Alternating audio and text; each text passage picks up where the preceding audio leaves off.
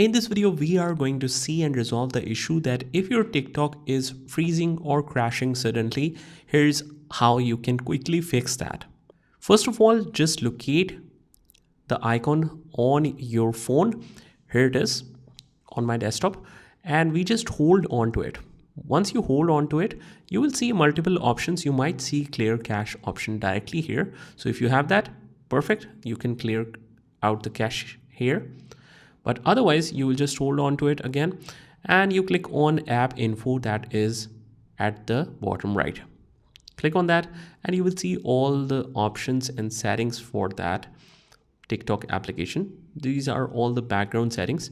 You hit the storage and cache option, and from here at the bottom right hand corner you have the clear cache option.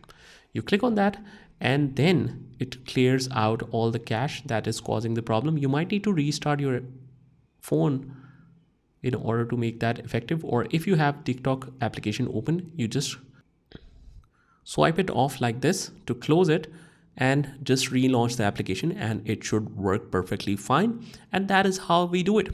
I hope you found this video helpful, and if you did, hit the like button and subscribe to our channel, and I will see you in the next one.